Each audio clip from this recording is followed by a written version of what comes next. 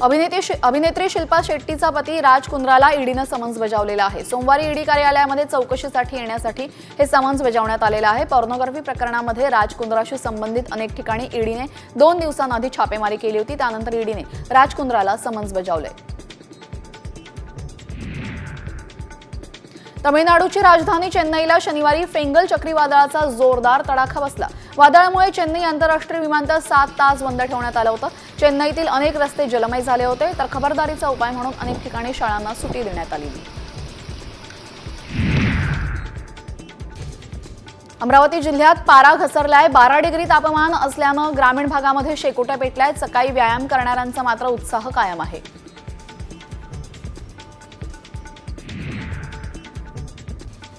धुळ्यात गेल्या काही दिवसांपासून तापमानाचा पारा घसरलाय। आज धुळ्यामध्ये 6.1 अंश सेल्सिअस इतक्या नीचांकी तापमानाची नोंद करण्यात आली आहे।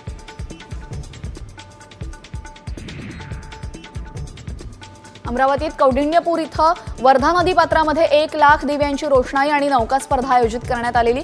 फटाक्यांची आतिषबाजी, हजारोंची गर्दी हे या महोत्सवाचं विशेष आकर्षण ठरलं। गंगा आरतीने सोहळ्याचा समारोप झाला।